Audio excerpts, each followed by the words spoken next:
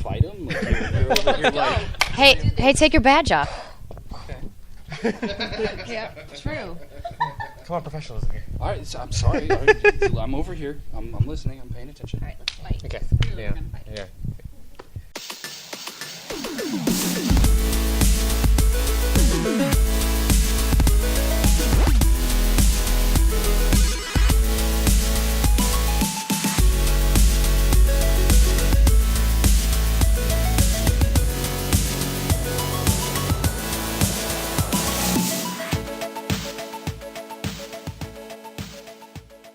Hi everyone, Josh and Blake from Constant Calibrating right here at RTX Austin, doing our usual different inconsistent interviews that we do for every single interview. Our little shtick, our things we do. It's our shtick. I like that you specified this is RTX Austin and not one of the other three. Yeah, the one after. No, 2018. We're here exactly with, who we are. We're here with Brittney Brombacher, Andrea Rene, Kristine Steimer from What's Good Games. How is this RTX experience going for you guys? Hate it. Hate it? It's absolutely awesome. Never coming back. All right, let's go. Too hot. No, just kidding. No, it's been really great. We had our panel today where we talked about, how we got started into podcasting and kind of a little bit of our process. And we had our meetup last night where we got to meet so many of the people who listen to our show every week. And we're really excited to meet more people at the autograph session tomorrow. That's awesome. How did the panel go? Because that was one thing I really wanted to go. Since we do podcasting primarily, I really want to go to your panel. But we had an interview scheduled. But I would really be curious to see how'd that experience go. Britt, how'd you think it went? I think it went amazing. No, it went really well. And like I was telling the people who came to the panel, and we know what we're doing, but we really don't know what we're doing. There's no how-to guidebook on this. So it's really fun to get everyone in a room and talk about what worked for us, what didn't work for us, and bounce ideas off of them, bounce ideas off of each other. It went really well. Awesome. So, would you say that your content's more personality-driven, given that you're doing trial and error to get there, more than just like knowing exactly what to do when you go into these panels and like meetups and stuff like that? It's a little bit of column A, column B situation because whenever we do panels and we're invited to speak places, we want to make sure that we're giving value to the people who are taking their time to show up, right? We don't want to kind of just completely wing it because I feel like that's like disrespectful to the people who are coming to see us. And so we always try to interject personality too because they're coming to see us. But like at the panel that we did here at RTX Austin, what was cool is that we had a conversation with a girl afterwards who came just to hear us speak about podcasting but had never actually listened to our show before. Okay. And we love the opportunity to introduce our show to potential new fans. Okay. Yeah, but like these girls are serious. There was like an outline and everything. Yeah? That's really I cool. was like, are we going to a college class? Like, Right. what's happening? Is it formatted correctly? Do I need to like have somebody check this? Well, we didn't actually do a full PowerPoint presentation, but we did have prepared notes courtesy of Britt over here. That's awesome. Well, so you guys are funded through Patreon, yes? Yes. How has that affected your guys' production method and your workflow with how you put stuff out? It's been a fantastic experience working with our Patreon community. It really allows us to have creative control over the content that we make, and that kind of freedom is priceless for people who do content creation like us. We are also partnered with The Roost here at Rooster Teeth. It's selling ads on the podcast now, which is fantastic because it's going to allow us to do more content, to come to more shows, and ultimately expand what What's Good is doing. That's awesome. Honestly, the Roost partnerships, I think that's Alan and the sales team, those guys? Absolutely. Yeah, they've got some really killer ad packages that have come out in the last couple of years. I'm excited to see you guys grow, and hopefully that helps you with that. Josh? Yeah, so I mean, it's been a little over a year since What's Good Games kind of came to be. Where do you feel you are versus your expectations at the start versus now versus where you see yourself moving forward from this point? It's funny. A lot of people ask us this question, and I think I can speak for all of us when I say we were just blown away by how quickly this thing took off. I mean, we've only launched a year ago, and for us to have to kind of like, okay, we have to become a real business here. We have to learn, like, how do we work this? How do we cover conventions as a team? How do we do podcasts? Anyway, it's been awesome, and I've loved it. I've loved it so much. Yeah, I mean, we, of course, were super nervous before launch because despite our years of professional industry experience, when you put yourself out there in such a personal way, you feel vulnerable and you are always going to creatively wonder, like, are people going to watch my stuff? Are they going to like our content? Yeah, absolutely. You know, like we kind of made a pact with each other that no matter what happened, even if only our moms were supporting us on Patreon, that we were still going to do the podcast every week and that if more people showed up, then we would just expand what we're doing. And it's been overwhelming the amount of support we've gotten from our community over the last year and change. Right. Yeah, I mean, don't really have anything to add because I think you both covered it, but it's just been in a way shocking, but also just kind of like, oh, it's cool. Like, you don't expect it. Like, I just think I'm hanging out with my friends every week, but then it resonates with people, and that's very, very interesting and cool to see. Yeah, and you guys get to make the content you want, which is awesome. So, I mean, given the funding, given the popularity, given, the Roost partnership and Patreon stuff, are we going to see more long-form content, like video stuff from What's Good Games? You mean like longer than a 3-hour podcast? No, I guess I should be a little bit more specific. So we're, at least from my experience in consuming content online, it's a trend now to have like 45-minute to an hour-long documentaries on games, previews, stuff like that coming up here soon. Is that an area that What's Good would want to move into? Is that something you guys have thought about? Well, one of our original Patreon goals was to launch an interview show. It's something that I'm very passionate about and I have a lot of experience doing. And we joked around when we launched our Patreon that between us all, we know virtually everybody in the games business. Yeah. And we wanted to really tell some of those stories, and it's obviously still a goal, but trying to get there is expensive and incredibly time consuming, and we're not quite sure if that's the content that our fans want from us at this point. Okay. Ideally, it would be great if we could do multiple episodes of the show and maybe focus on different types of content coming out different days of the week than the Friday show as it stands.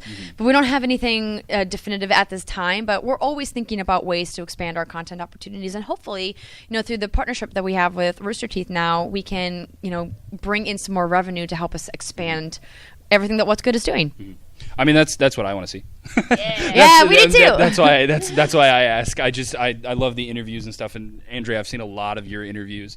Thank you. So it's one of those things that while watching the podcast, I do love podcasts. We make podcasts, but I want to see like variety and like other settings and stuff. So I always ask. It's always a good one to ask. Well, speaking of it, like just expanding and moving forward, we talked about how you guys kind of took off running. Really, things kind of exploded, which was a similar trajectory, I guess you could say, to like what the guys at Kind of Funny did. Friends came together from other outlets, formed the group, and then Patreon took off. Everything kind of wildest expectations.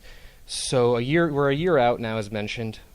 5 years out, kind of thing. I know that's a crazy thing, but like, where's the? I guess you could say, the hopes of where you'll be building your community and stuff like that, and your content and your brand. Well, I like to think we're going to be on a yacht somewhere, a purple yacht with the What's Good Games logo on the side. I mean, honestly, I couldn't even begin to tell you 5 years from now, 1 year from now, but I think something we all agree on is we want to make more content like we were just talking about. We want to be able to do fun, diverse work, variety, like you were saying, and put other things out there because we love doing what we do, but we're such a small team that our capacity is very limited.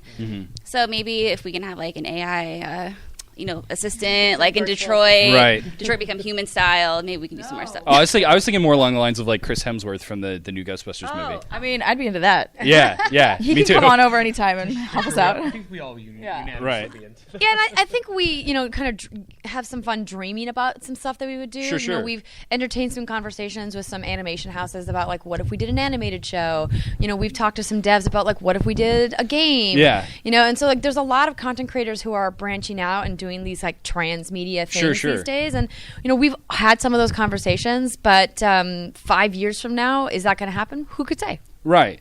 I think Josh just wants to see more What's Good Games stuff. I've been always just curious about the future of different companies and stuff like that. As someone who's been doing this whole shtick for a while now, on a smaller scale and kind of things, it's always just interesting to see where people take their content, where people take stuff. If there is that a longer form goalpost marker, short form, just to see where people think things out too. Yeah, I think, when we launched this, we're just going to be a podcast and it'll be real fun. And then that turned into brand deals and that turned into hosting gigs. So honestly, we don't even really know where we're going. We have an end game in mind that we want to continue having fun and put out fun content that people enjoy. But, I mean, where is that going to take us? Right. I don't know. Speaking of hosting opportunities, how was E3? E3 was wild this year. We, of course, were back on the Facebook gaming stage, which was such an amazing opportunity that we got to do last year. And then them having us back was great and got to talk to so many different dev teams about their announcements and their games. And then being part of the EA press conference was super exciting. And the three of us got to host a panel on the GameSpot co-op stage with our friend Jake Baldino from Game Ranks. And that was really fun. And just overall, like, it's just such an exciting and exhilarating part of being in the video game industry. And, we kind of joked about it afterwards when we were doing the show. A couple of weeks later, the ESA released some key stats about E3 and just how massive it was this year. Not in terms only of how many people showed up, but also in viewership around the world on the internet. And it's always so funny to me that some people in this business think that E3 is obsolete or not important anymore. I love get those out of hot here. Takes.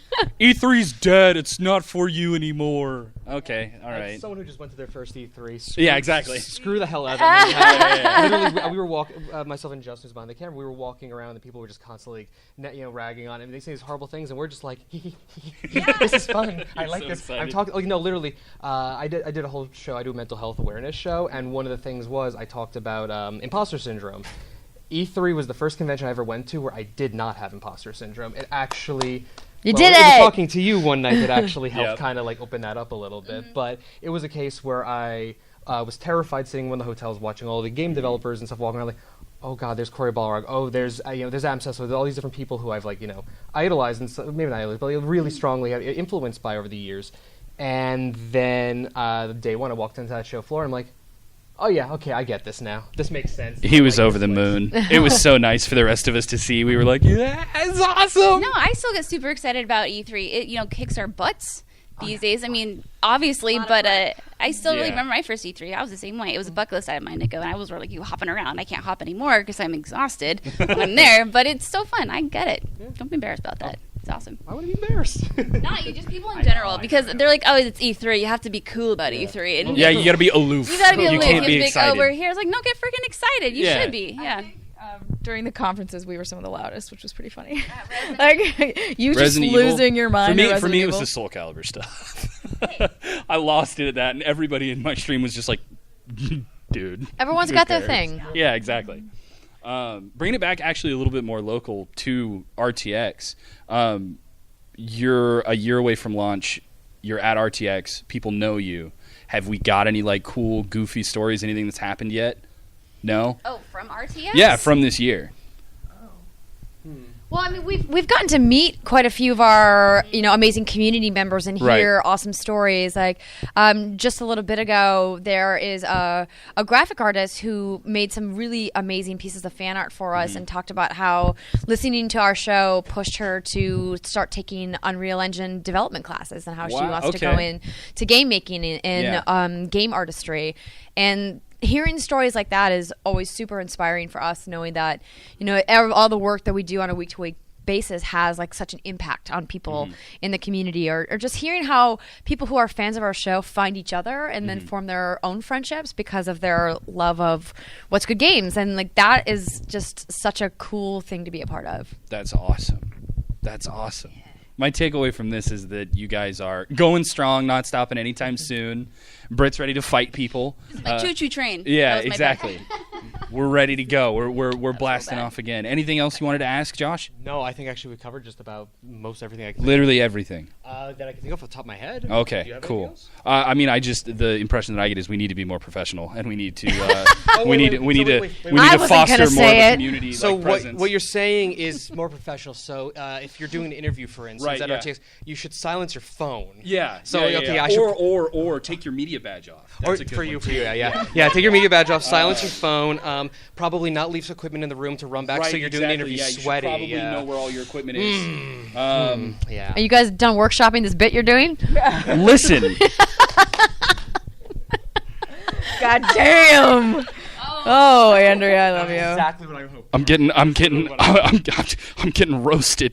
Walk away while you can, sir. It's not going to get any better from here. Just joking. We love you guys.